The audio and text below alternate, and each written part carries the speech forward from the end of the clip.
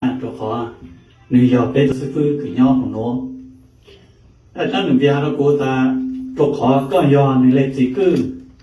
chỉ tăng lên ta chùa là cô dùng lấy cứ do cô thì ít tuần xài ha sư chỉ cha cô lù con đồng mẹ ở bên lù này chỉ mình là do cô lên tú còn chùa là do cô lên xài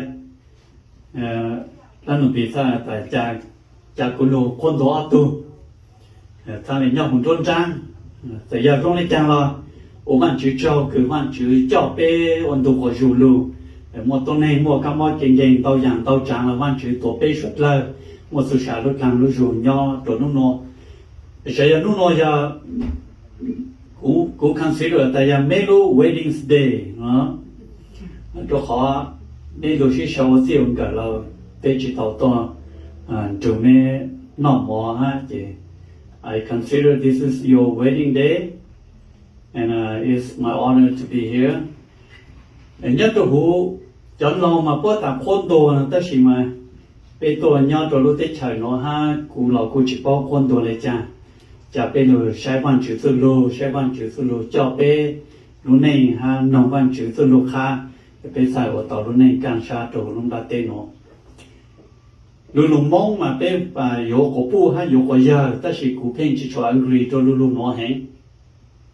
lùng marriage nó mà ya ít lùng cái mấy cái ta very simple cho bé tao này còn mong là yếu này chứ ya cụ yếu cụ có bu này cho bé nó cụ chỉ sang yếu thì cũng muốn nên cho bao chế thế cho họ buy is mine belong to me ya yêu lên trong này cho cô hai cái yếu bây giờ nó chỉ trong này cái có một yếu ít bây giờ luôn ở bên nó có chỉ phản yếu you can let it go但是luôn marriage nó mà như tu trang khẩn nó thầu cái mấy nó chỉ sau ở đây ông cả là mà chỉ bu cũ là chỉ yếu có là chỉ yếu cũ này chỉ mua khẩn nó nhớ cho cũ phải tao ta lưu ở đây ông cả lưu chỉ cộng một cái lưu marriage là cái này nhớ tăng bạn này nhớ ok này lúc marriage life nó chỉ là lúc cứ dùng gì cho bé tôi này ô cô sáng ta bé tôi phố tôi cứ nhớ tôi muốn nó thầu cái bé lười xí sau có tiêu bằng cả là mà bé gì mua up and down just like you ride a roller coaster cô sáng ta thầu cái yêu trình ôn này nhớ tôi bận trình nhớ chỉ tới ra yêu ăn là gì mà mua cái chỉ mua tiền lúc sẽ mua cái rong sa lúc dân số cái ta chỉ mua tiền lúc sẽ mà gì chỉ mua từ cái rong sa để nhớ thủ ha I believe that this is belong to all of us mấy lần từ ta thấu cái mấy đồ sĩ yếu tao này mấy ổn định càng sát của lùn chúng ta nó cũng trên ta chỉ mua ít từ này we all have problems we all have our down time and we all have our up time trong này cái bé lưu sĩ sau ở phía bên cái trong này bé chạy lú roller coaster nhớ tụi bé nó nè thấu cái bé một số cái càng sát rong sa một số cái lộn xung xì thì there's no problem.但是头个边我这个鸟山树了，这个下路只是好，只到，我有我养我了，个有我养到，这边我个只是好了，个有地我做好的。我叫边老师们就是lo this is the first Bible verse 个我下这个碰到cho nên thì cái bao lối sĩ sau ở tiêu ông cả rồi họ cũng muốn nhảy luôn cô giờ ít họ cứ dùng bé sốt là cỡ ok ha giờ ít luôn cứ văn chữ luôn khá cho bé especially cho mình cho chùa mình giờ cũng yêu hùa bảo mình là cũng yêu hùa nhang chùa cũng cho nên mua tụ tôm bé chứ because they are my daughters and my son so cú cho bé là sai văn chữ luôn nhắc cho Deuteronomy trong bé chồng để có ý từ cầu chi mà văn chữ luôn này hà lên nó. Now what I am commanding you today is not too difficult for you or beyond your reach.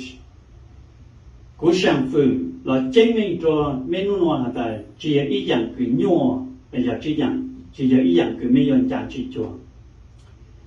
It's not up in heaven so then you have to ask.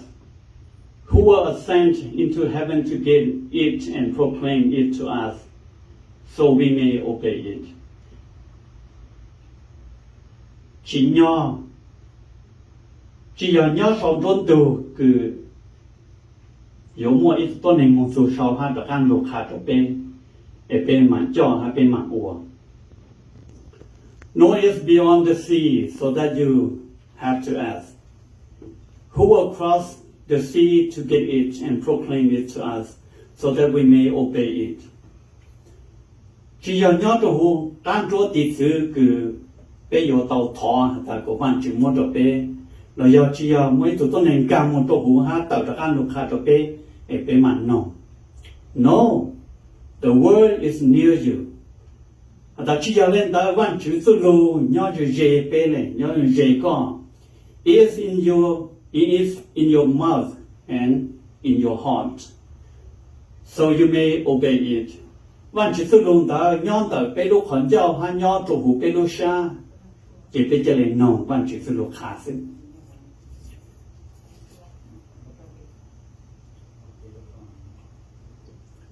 Khó là nói ra khó cứ văn chữ số lô khá đồ bé nhận tí hả lên nó. See, I set before you today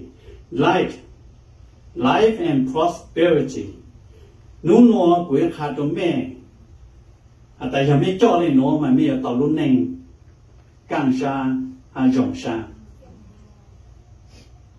Tất nhiên mẹ chỉ cho lên đó mà you will see death and destruction. For I command you today to love the Lord your God, to walk in obedience to Him, and to keep His commandment, decrees, and law, that you will live and increase, and the Lord your God will bless you and in the land you will enter to possess it. Đại bằng cô này dạy in cái văn chữ khá đôi cho tôi nên nghĩ sai vậy, thọ cái bộ mỏng nho đôi tết chờ cái văn chữ cho đôi trẻ đôi bộ là mà văn chữ tôi lục ha ta văn chữ hay tôi này ha văn chữ dùng để cái is a marriage couple bây giờ cái luôn trên văn chữ là dùng để cái bên đầu văn chữ chỉ trâu dùng để chỉ dùng để cái văn chữ yếu bé ha bé yếu văn chữ đó chỉ mà dùng để họ cái marriage đó giờ bé sai văn là cũ ha dùng tao họ cái thọ chỉ Giêsu được ăn luôn tao chân trên mà chỉ Giêsu luôn lên trong trâu võ ha tao chân trên để trong cầu nhang để bây giờ cuối cho bé rồi sai văn chữ số luôn cái là nó ổn định của cho bé sai văn chữ số luôn cho bé thọ văn chữ ô tô của bạn cho bé rồi sai văn chữ số luôn ok văn chữ bé luôn nhau ok rồi lúc sẽ hỏi nó giờ lúc sẽ hỏi cái giống bố trò mình ha chỗ ở từ lúc sẽ sầu từ luôn cả rồi lúc sẽ hỏi nó văn chữ tôi kể sử dụng cao từ chỉ cho bé tôi này tôi kể càng xa tôi kể rộng xa rồi tôi kể sử dụng cao từ trở cho bé tôi này nếu mà bé luôn nhau ok tuần trường mình ha chỗ ở từ cộng chỗ ở từ lúc này có từ lúc sẽ sầu của từ luôn cả rồi lúc sẽ hỏi nó bây giờ sai văn chữ có từ lúc ok thọ văn chữ có từ chữ bé từ cho nhiều để sai văn chữ có từ lúc có một nông nghề phụ trợ từ lúc này có từ tàu có từ bao tại ở từ lúc này có ở đây chẳng tao cũng văn chữ có từ kế xa hát sai để tàu sai văn chữ có từ có mong lô mà để cứ có tàu chọn được cho tôi nên như thế vậy nhờ thọ luôn đại chữ Giêsu luôn về amen cái nữa nó văn chữ số khá very simple cho bé sư thọ cái bé lúc sĩ sau ở siêu ổn cả là có cái cụ ta cụ chỉ trong nhà có cái mong hiện tại yếu có bu hay yếu có giờ mà cái yếu là ở bên nó cái chỉ yếu là cái muốn trò chơi yếu là từ cha là cái yếu lên tất nhiên mà sự cái marriage là nói vậy sự cái văn chữ trở được cho bé ở siêu ổn cả có lúc yếu ít ra sư chỉ mà ra chỉ mà ra bé lên là yếu lên chẳng bé thằng lên tí tàu sự cái ở siêu ổn cả cái văn chữ số lô hạt very simple sự văn chữ số lô hạt là love your God with all your heart, your soul and your mind. Thầu cứ giờ có bao hạt ta có bao lưu văn chữ có sát con chữ có tụt làm lưu dùng là mà có thể là bao lưu có tụt cổ bu ha bao lưu có tụt cổ giờ. Thầu cũng chỉ tao tụt cái sử của sáng ta yêu cổ bu thì belong cho cũng. cái thầu cái là sư bên hà u hà non tao này của ta có một nụ để tôi nên số ta mà you belong to me chỉ mong khỏi trong này nữa ta chỉ mà thầu cái của tao mà chỉ tôi lù vô trong lại mà you are not belong to me but you are belong to God and God gave me the opportunity to love you thọ cứ giờ bé tao này nó mà bé sang này sợ lúc bé tụi cô pu ha bé tụi cô pu là bé sang này sợ nòng bé tụi cô giờ rồi cho họ tụi cô pu giờ văn chữ mua cho con của con lưu nữ của con tu nữ văn chữ mua được cho con ban cho con ổn định ban cho con khứ ha ban cho con tu kỹ nhau cho lúc là tên nó của văn chữ y lệnh tao cũng mình sự it's not belong to you and not belong to any other bây giờ có bu chú trọng ta bây giờ có giờ chỉ giờ bây giờ ta chỉ giờ văn chữ lệ một chỗ bé vấn đề giờ có bao lâu văn chữ chỉ có bao lâu có thuộc có giờ hay có bao lâu có thuộc có bu giờ có chỉ bao lâu văn chữ chỉ sau một hạt ta lúc có thuộc có giờ hay thuộc có bu there's no way của hạt cho chân chính hạt ta giờ thọ từ các chị lúc các tụ cổ pu lại các lúc chỉ tao các tụ cổ pu lại xong một ngày mà ta các lúc văn chữ ý rằng there's no way hai giờ các tụ cổ pu chỉ lúc các tụ cổ giờ lại xong mà ta có mà trình chế văn chữ there's no way bên nhau tụ hụt lông là tê kể bé mò ót sang này mấy sáng mà có ta dùng cho lại lấy dùng cho dùng ô lại lấy dùng ô ta chỉ là dùng lúc văn chữ lại chỉ dùng tụ con giờ dùng có pu các chị lúc là tao có muốn cho một yếu tố liền tụ là tao tụ họ dùng lúc văn chữ họ nó sai những họ chỉnh chỉnh của ta nó văn chữ cứ luôn chỉ khá lên tao chỗ đấy giờ có lúc văn chữ là chỉ có chủ tao lúc có tụ con giờ hai có nhiều chủ tao lúc có tụ có pu để cho con giờ để chung trọng ta có bây giờ chủ lúc bây tụ có pu này thầu cái của bao văn chữ cứ luôn mình là chỉ thọ từ cổ pu yếu hà lấy chăng là cụ cho bảo ta tung tới yếu văn chữ lệ văn chữ muốn luôn trừ yếu anh này yếu tao luôn cờ yếu lúc xa luôn chữ tôi làm tôi rủ cắt lúc văn chữ lấy chăng cắt lúc lên ta nó nói mình anh chùa mình lúc xí sao và tiêu ông cả là tôi kể lúc cái mấy mua tàng xí nó tôi kể lúc cái dân thao luôn là mà yếu lòng cho lúc này dạng tỏn đề là thầu tư giờ mấy mua sự kỹ nhiều sáng sụp là hà lô chi sĩ hữu lần chung trong ta văn chữ giờ tôi cứ mua mình cho con hà văn chữ giờ tôi cứ mua chỗ cho con you have to love him you have to love her văn chữ tôi lục hà tại giờ bé tơ chỉ lúc bé lúc văn chữ là chỉ văn chữ有奉公蒙还有 blesses 就没弄呢，没我养的了văn chữ有奉公蒙就没，ก็没我到路呢干啥活路，头对面我给有山树了，地中啦头văn chữ有对面对路头，等我也是给是有个văn chữ不着别都能拉的，头人的，mà văn chữ tôi hàng nhớ trong hôm nay là nói như hàng gì ta walk in obedience to him mẹ chủ ô mẹ lúc này còn nói lên cái văn chữ tôi lục hà mẹ ô mẹ lúc này chỉ là dùng lúc văn chữ chỉ phải có tăng lên đó chỉ là dùng lúc như tôi có bộ có như tôi có giờ chỉ phải có tăng lên đó ta chỉ có chủ tao ô lúc này tao cái non văn chữ lục bây giờ cái tôi bây giờ cái bộ bộ cái tôi lúc tới chẳng được nó mà cú bộ 80% of the time mà bây giờ bộ bộ mà giờ cho cái chỉ nông tôi có giờ hàng tất chỉ tôi có giờ mà giờ tôi cái nông tôi có bộ lùng đào lúa tất chỉ bạn chỉ tôi lục hàng tôi bé hàng ta tôi có bộ như chủ nông tôi có giờ lúa hát tôi có giờ有主đào lúa tôi có bộ văn chữ tôi lục hà bé ta bé chủ tao nông văn chữ lù này còn nông văn chữ lù giờ nông này chẳng văn chữ tôi lục hà giờ trong gì cho bé sẽ họ cái bé nông văn chữ lù chỉ thọ cái giờ bé một số cái nhiều sang sụp lại văn chữ tôi lục hà này chẳng cả ta bé tìm một sai văn chữ thọ cái con mua cái nhỏ sáng sụp lại cái tiền cho các người sai cái lúc này giờ có thọ cái tiền lại cái tiền rồi đại văn chữ cho lúc này trở lại cái văn chữ tôi lục hà với tụi tôi này sang để sang lưu sát ra cho couple cứ bây giờ sĩ sau ở chỉ ông cả đến thế là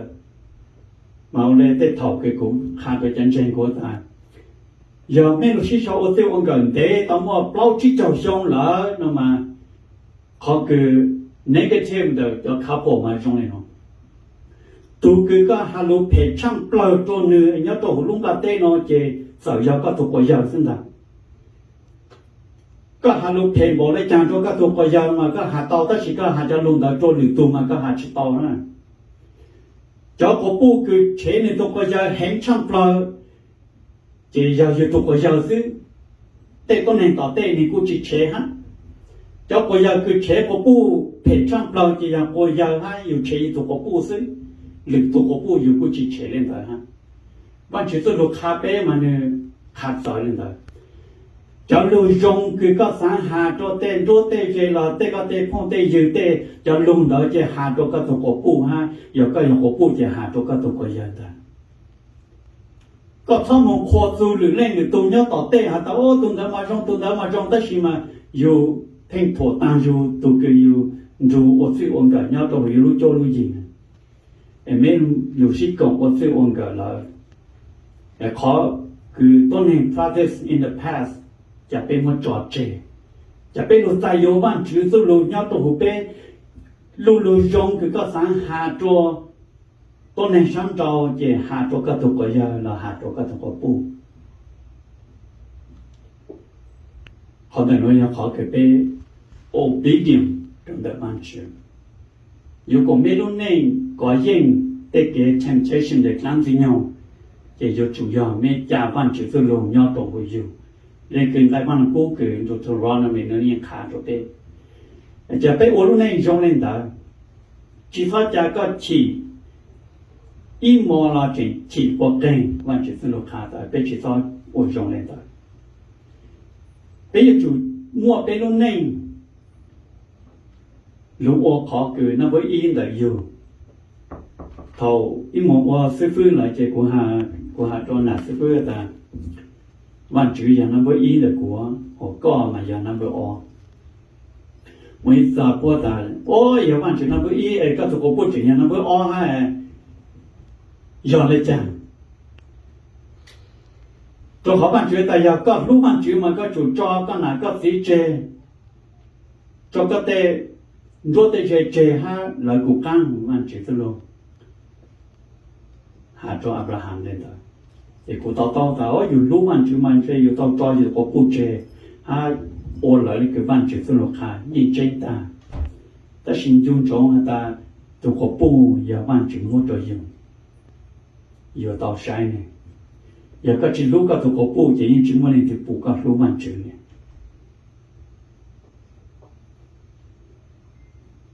bây giờ bây giờ là như nó bây giờ tao nông bây tụi có bu lù ha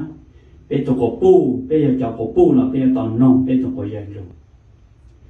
tất nhiên từ lúc sẽ học cứ giờ mua ý dạng cứ dù ở nào thì học chỉ sĩ hữu nè sẽ to ta bây giờ chỉ một nhớ the winder chỉ một nhớ tao Lawrenceville tao nó dù học chỉ sĩ hữu dù lên từ nó chỉ quan chỉ từ lúc ta dù tao nông dù tụi có giờ lù bây tao ở lúc này rồi ta bây phải ở tao lúc này càng sai nhớ trộn nó là tên let the baker go cho bây lúc sai văn chữ từ lúc mà nên have very simple người ta keep his commandment, decrees and law. Bây chủ tao mua văn chữ tên lu sản phụ, trả tổ bây lu sản luôn chữ, tên can li cái chạy trả tổ bây lu sản luôn chữ. Bây giờ lại bảo ta hồ lum là tên nó, tên cái li cái chạy đi xong đấy chăng? Bây giờ này nhau tổ lum là tên nó thọ cái bây lu sĩ sau ở siêu quan cả là mà văn chữ từ lúc ha ta thầu cứ văn chữ mua từ lúc xí sau ở phía bên cái là mà chỉ bu lên từ lúc xí chùa, even tại giờ mấy ở từ khen là văn chữ chỉ bu mấy xí chùa mấy ha, đầu tiên giờ mấy xí chùa lại để sai đâu ta mấy chỉ nông văn chữ lâu rồi, chỉ nó văn chữ lu chỉ tao tại văn chữ còn blessings văn chữ lu khá cho bé tại bé chỗ tao keep những họ commandments keep những họ law nhớ cho cô yêu họ law nó mới trong này nó văn chữ lu tại tụi cô bố yêu chủ nông tụi cô yêu lu yêu chủ submit cho tụi cô yêu tụi cô yêu là yêu chủ tao lu tụi cô bố lấy cái văn chữ lu chân chính cái này là tổ thành chân chính can we do that muốn tao tu mà bé tao ô tao mà yêu văn chữ lu bé ô lấy cái văn chữ lu khá mà nhua hay ô ta chỉ bên nhân nhìn văn chữ lu ta chỉ muốn ý dạng nhua này chỉ muốn ý dạng cái văn chữ lu khá ở bên nhân dạng chỉ cho này họ cứ bên dạng chỉ cho ya bé họ decision ha họ decision cứ như của lúc ta tên nó khá bé ta chỉ văn chữ lu khá là chỉ bên nhân dạng cho bên nhân tao mấy lúc khi sau ở chỗ ông cái dùng trong ta văn chữ the word of God is in the center of your marriage. And when the word of God apart from your marriage, then you will have a struggle. Cho bên nội nhẹ cái sau đó nó mà hãy very simple hãy dùng gì. Marriage covenant is supposed to be taken seriously. Thầu cái bên nội khi sau ở chỗ ông cái là yêu chủ sáng họ cái bên lúc sau ở chỗ ông gần ta chỉnh chỉnh ham muốn nông cái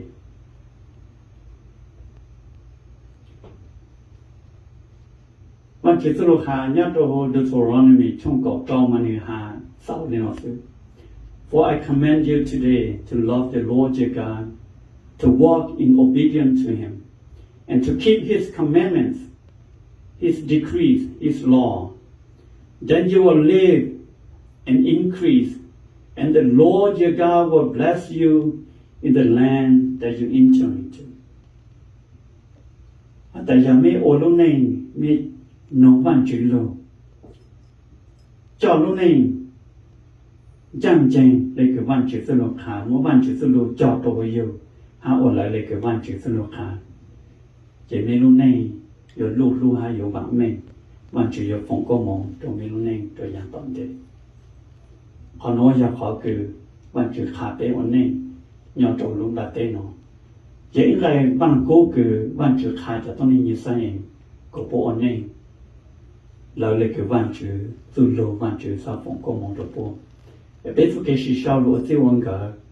เราวันจุจะโลตัวอย่างนึงได้แต่ไม่สุเกคือโลชิชาวที่วันก็เราท้อวันจุฝงก็มองตัวแม่ก็ไม่ใช่สิรู้สิปังต่อคือไม่หมดเกchỉ cho nhỏ cái ý lên chỉ tao ý lên chỉ tao sát rồi ý lên lần chủ văn chữ tư luôn because the word of God is close to you and is right in the center of your family, your marriage life. Cô hà nên nó cho mẹ gì hả ta nên nó chỉ sau cái văn cả là yung mua tay lúc chỉ hợp cứ mẹ hà nó chỉ sử dụng bên mông khá lên nó mấy lúc này nhang thao luôn là chỉ muốn trò hai chiếc thao hạt dù ý rằng gìเลยล่ะเป็นตัวย่อตัวรู้แต่เชิงอเมริกันแต่โน้มาเป็นหมวกขอคือ forgiveness and ขอ passion ฮะขอเกิดแต่ก็ขาดส่วนอย่างส่วนจานตัวกูละกูอีอย่างต้องสีตั้งชอละอย่างตั้งรู้ละคืออีจิตต้องเชื่อกันขาดนั่นจีละกูจังสีตั้งชอแล้วก็ขอกูตู้อย่างสีตัวก็ไอ้กูสร้างอยู่ก็càng xưa it's not happen that way mỗi mấy đồ ta chỉ sau một hạt thời gian thao luôn là cũng chênh hả ta that is true tôi khó bây giờ chênh văn chữ một bây lòng rồi cha bây giờ tụi tôi nên cha là bây lúc cha thọ cú thọ u nè làm gì nhung sáng thế bây lúc cha của bây một cái cho nhỏ của bây lúc nên xí cái cuộc khăn gì cho mấy ta Jan thao luôn là never talk about it. Tại giờ mà ino mấy hả ta có mấy ổn này lấy cái bao cho chỉ cho trong nó nè tại mấy ta ítตัวnày lâu lên nó ai có mà jan tăng luôn là cái chỉ tao xíu có mà đang chỉ là khá được cũ lô nó chỉ nó là cuộc khá được là ta don't talk about it. Tôi rằng để họ cứ coi hạt cho mình ta mấy ít tôi xíu tao bé bao giờ xong luôn nó là giờ có một cái chỉ thầu cái chỉ tao xíu khá cái lúc này tăng cho số bây giờ tôi không có là khá tăng cái cú chỉ đó làm sao bây giờ nông này bây giờ chủ tao nông này ha bây giờ chủ cận là nông này ha cận là ban chỉ số luôn ha of course ban chỉ số luôn nhưng khá đó bây ta có bên một cái dạng gì ta xin mà đó tôi cứ cố bù yang tăng luôn là cửa tụ ổn này nhiều sai của sĩ lúc cơ ta sĩ thọ cho tụ sĩ khá tăng á ha chỉ để là ha tụ nhà rồi cái của khá đồ này là don't touch about in the past life hai của hai con gì đồ này là nó mấy lúc sĩ sau và siêu văn gần là chỉ nên cái giờ tông đồจะสิเจอดเลยอนโนเนี่ยตัวเป็นเจปังเป็นเจจัวแล้วก็ตองดูจะน่าเจกองโอเคดูป้าจะน่าเจกองดูจะน่าเจโอเคก็ได้พูดยืดถอดรัว is finished is done when you marriage ตัวอย่างตัวนี้ก็จะพูดยืดถอดก็รัว